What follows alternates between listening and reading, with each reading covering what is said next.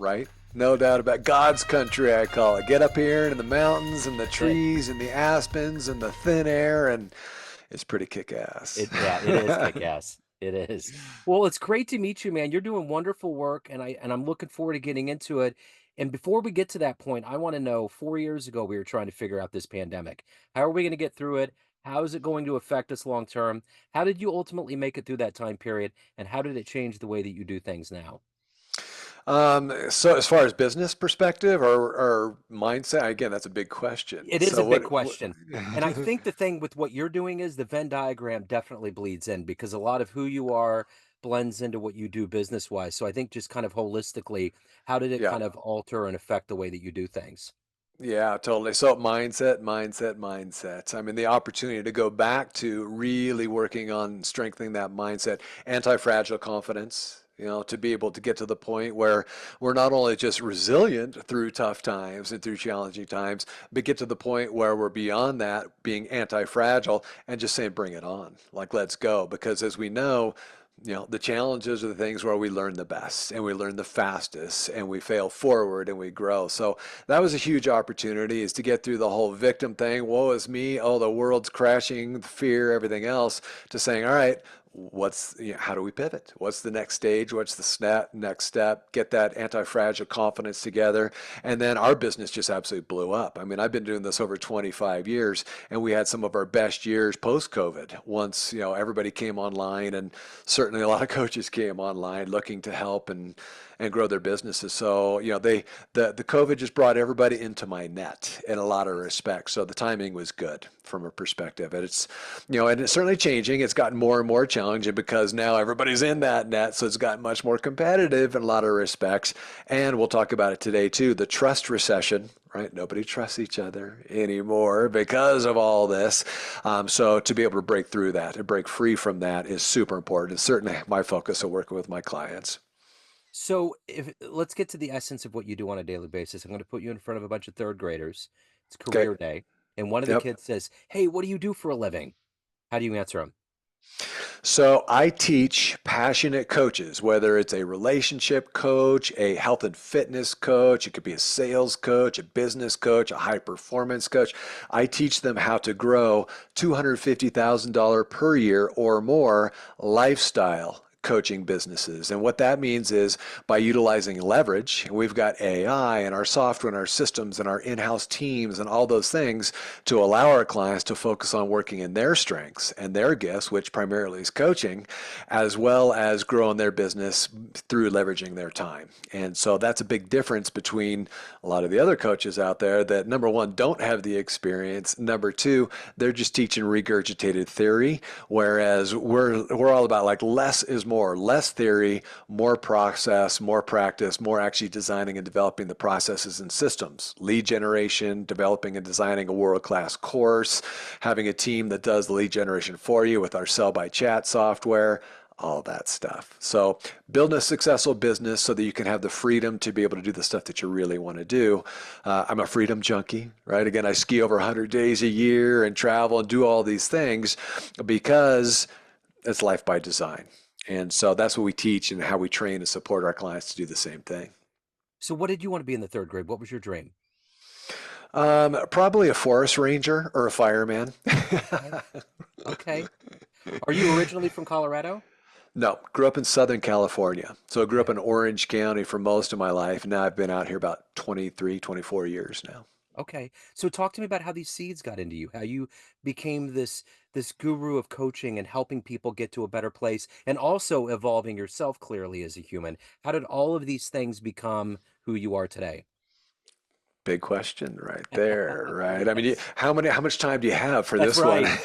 That's the question. So started my career with Merrill Lynch, financial advisor back in my early 20s. So out of college, went to Boulder, back to California, worked for Merrill Lynch for about 5 years. And during that time, it was great, right? I made the money, I had the stuff, lived in Newport Beach, Saab convertible, I'm in a Merrill Lynch license plate frame, total yuppie, back in the 90s. And I'm almost a little embarrassed to admit it now, but that's how I rolled back in the day. And then boom, stage 4 melanoma. stage 4 cancer. So growing up in the 80s back in Orange County, we used to just burn the shit out of our skin, and it caught up with me with stage 4 melanoma. So had to take about 7 months off, and during that time left Merrill Lynch. I was like, okay, I'm ready for something new. I'm not sure what it is. Did the whole cancer thing, did the chemo, did the surgeries. Thank God, got through all that. And then I was golfing one afternoon. Went out to our local golf course here, and again, still not sure what the next stage was. I was open, I was excited, I was ready, but I just didn't know what it was going to be. Hooked me up with another gentleman, and his name is Sandy Vilas. Literally is the pioneer of the life and the business coaching industry. Crazy coincidence. I mean, he was the first president of the International Coaching Federation. He CEO of Coach U and Corporate Coach U, which is the first and largest coaching school to teach coaches how to become coaches. So random, right? And so we got to chat, and he's like, "Well, what do you do?" I'm like, "Well, I'm sort of in between right now." And I told him, and he's like, "Well, you got to be a coach. You know, you got to be a life and a business coach." I'm like, "What's a life and business coach?" Again, this is back in the day. You know, now it's 8 of my neighbors are all life coaches. Everybody's a life coach. So this is way back in the day, before social media, before all that stuff. And he told me about it. I'm like, this sounds sort of cool. Like, really, people will pay for this? And so he's like, look, we got this convention down in Denver this weekend. Come on down. Come check it out. I got a suite all set up. Be my guest. I'm like, okay, open-minded. Went down there, met all the players, met all the big wigs, fell in love with the whole industry and space and the vibe of it all. And I'm like, this is it. I'm going full force. This is my dharma. I'm going to give it all that I possibly can. Again, this is over 25 years ago. And so it's just grown and grown and grown to the point where now it's, we've served over 5,000 clients. We've done 150 million in revenues, and just continue to jam and continue to move along. And again, all based on not just the money, but it's about the freedom and the lifestyle. That's what makes this so different and unique. Back to your question, because I lost it all when I was sick, gave me that fever and really gave me that thirst for the importance of freedom, to call my own shots and do the own thing that I possibly can. So one thing that would impede the freedom would have to be the trust inflation that you talked about. Let's get into Yep, that. Talk to me about total. Trust recession, baby. We are in a trust recession in a big way, especially because of COVID or post COVID. So many people came into our space, in the coaching space, really entrepreneurial space. And there's a lot, it's the Wild West. And I cannot tell you how many people that I've met that are and God bless them, right? They're on their path for sure.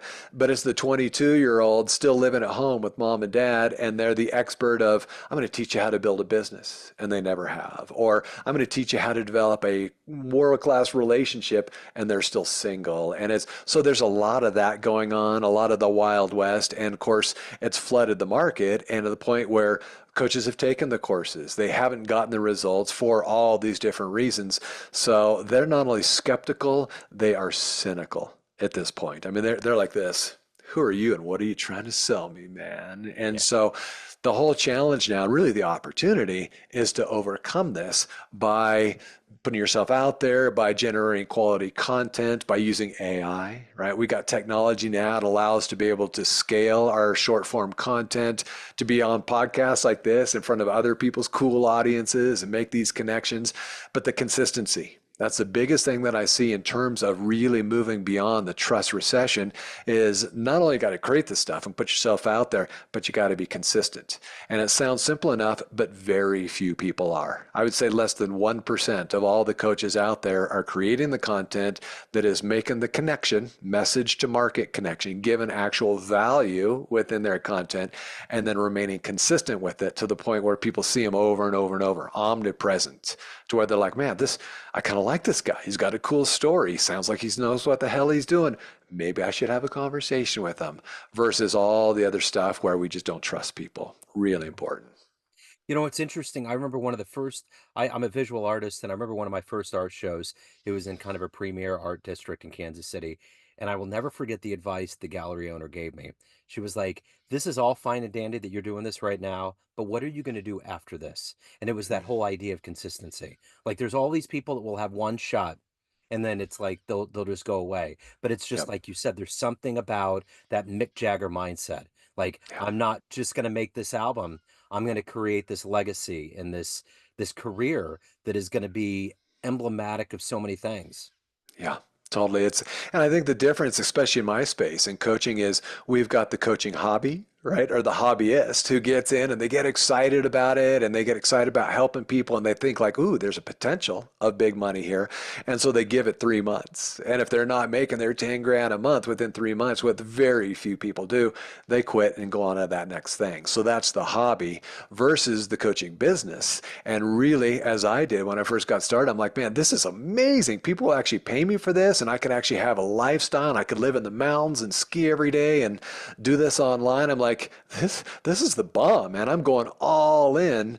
And again, 25 years later, still in the game and still loving it as much as I did before. I mean, I could have been retired many, many years ago, but I just love this stuff. Like if I was retired, how much pickleball can you play, Yeah, right? right. So let me ask you this. Who's been a hero for you? Who's been an inspiration for your career? Oh gosh, Sandy, certainly Sandy Vilas, where he came from. So he's my mentor, my original mentor, and what he's been able to do over the years and just the lives that he's been able to touch. I mean, hundreds of thousands of people, in fact, millions of people now in the coaching industry that are living better lives because of his commitment back in the day and putting the time and the energy and the effort into it. I think that's probably one of the reasons why I'm still in the game and why I'm still loving it as much as I did is I saw that that's where he was. Again, he's still coaching. Right. Again, Right. he's multi-millionaire many, many times over, but he's got his 4 or 5 week clients a week and just it's a social life, right? Again, he does his walks, plays his pickleball, and gets to talk with clients and do his thing. And he's in his mid 80s now. And so I think that was a big part of like what's truly possible when you bite into something that you're truly passionate about and just stay in the game. Yeah. So let me ask you this. If you could meet one person alive on the planet right now that you find fascinating, who would that be? A little political, but I like to meet Kamala Harris would be Okay. pretty cool. Yeah. And, their whole team and, with everything they're up to and the vibe and the energy and the future. And again, so much of this is uncertain right now. But as far as leadership goes, very inspired. I love the leaders. I love those that are committed, those that are willing to pay the price, to work hard, and again, to stay in the game. So that'd be one. It's weird. About 3 weeks before she announced, I read an article about how her husband Doug was a huge jazz aficionado, and I have a jazz show. I thought, how much fun would that be to talk to a high level cat that's been seen a lot, that really still loves this music? And then it was like, once she announced, it's like, there's no way. There's way too much fog that's put in the middle of my road. But Yeah, they're busy. yeah, they're really busy for sure. So, what is your motivation every day to do the work that you do? What is it that gets you up every day? What is it that makes you love this craft to help people and to evolve as a human too? It's the game. It's the game that is worth playing. Get my ass out of bed. And the game is being outside of myself and serving other people. Like when I see other people lit up, I see them take the advice, I see them do the actions, I see them get the results. There's no better high. Right? Yeah. There's no better drug than that. And so that's what fuels me and that's what keeps me going. I'm way beyond the money thing. The money's great, obviously, all the stuff and the freedom and the options, all that's amazing. But for now, it's all about really helping and serving those that are willing to do the work and step in and be passionate and excited. I get to live vicariously through them again in a lot of respects as they're starting their businesses and getting up and going. So the passion project, it's the game. So, if you had a dream tonight, ran into the 18-year-old version of you, and you could give that young version of you a piece of advice based on the life you've led, the wisdom you've gained, what advice would you impart on that young version? Um, Probably start earlier in terms of entrepreneurship. Again, I spent many years working in corporate with Merrill Luca and others, and I mean with Merrill Lynch and others, and it was a great experience, a lot of respects. But if I could have started earlier and really begin to learn earlier, I think another one is take bigger risks, especially earlier and young, rather than having all the stuff. When I started making money with Merrill Lynch and others, I bought the stuff. I had the fancy car and the Newport Beach and all these things because I thought that was so important. What I would have done now, looking back on it, is just live a minimalist lifestyle, like just have barely make by on the overhead and invest, invest, invest. I mean, back in the day, the stock market was trading around 5,000. right? And we thought, whoa, that's a lot. Now it's above, 20, 25,000. And so if I would have just taken all that money, all that time, and all that investment, as opposed to buying stuff and having stuff and invested it, 30 years ago, 35 years ago, boom. Yeah. So invest in yourself financially as well as personal development. Get your coaches right away. So find a coach, find a mentor, invest in yourself financially, invest in the market financially, index funds, let that run for you, and just give it time. The more time that you can have, the better would have been the big one for me. So of everything that you've done and evolved into at this point, what are you the proudest of? Probably my 21-year marriage with my wife, Teresa. Right, my soulmate, the love of my life. She is just absolutely amazing. We met skiing here 21 years ago on Christmas Day, and it's just been an amazing ride. So she's my love, my soulmate. Of course, I love the business, I love the freedom, I love the lifestyle, and so on and so forth. But I'm just feeling pretty blessed. I mean, my mantra is I love the life that I have as I create the life of my dreams. And so, as far as the life of my dreams, really, it's just more of living the life that I have now. That's great. So everyone out there has a perception of you, family, Yeah. friends, clients, colleagues, but you run the show. What's your perception of you? Who do you think you are? Leader, right? Committed, focused, pretty chill cat, right? Again, pretty laid back in a lot of respects. Nature lover, athlete, all into personal development, personal growth. So it's all about inside versus outside, and servant leader is really where I'm at. So if you could get into a time machine, we get off this call, time machine pulls up, and you could go anywhere in history and see one event with your own eyes. Where are you going? Hmm. Probably back to either a Led Zeppelin concert or a Doors concert or like one of these Wow. amazing bands that I just would have loved to have seen back in the day that no longer is possible. What's the first concert that you ever saw that blew you away? Um, Probably REO Speedwagon. Okay, that's I cool. Bon Jovi, man, Bon Jovi when they were just coming out in '87. Yeah, That was a pretty big one. Slippery When Wet just came right. out, and that was, Wanted Dead or Alive. We drive around Orange County in our Jeeps cranking Wanted Dead or Alive, and man, we were John Bon Jovi. We were cool and right like that. That's who we were back in the day. That's how we rolled. That's awesome, man. Look, if anyone wants to reach out, they want to hire you, learn more about the good business, how can they do that? Where do they go? You bet. So hit me up. I'm all over social. So Travis Greenlee, Greenlee, and then also my main site to be able to pick up my 14-minute masterclass. So I've got a video that shows you exactly how to build a business. What's working now, screenshots of the software, the AI, everything that we're using, plus downloadables, the PDF, the workbooks. Go to lifestylebusinessquest.com. So lifestylebusinessquest.com. Excellent. What a refreshing interview, Travis. What a cool cat. Thank you, sir. Thank you for your wisdom. Thank you for your time. Keep doing the wonderful work. Right on, brother. It's been an honor. Yes, sir. Thank you.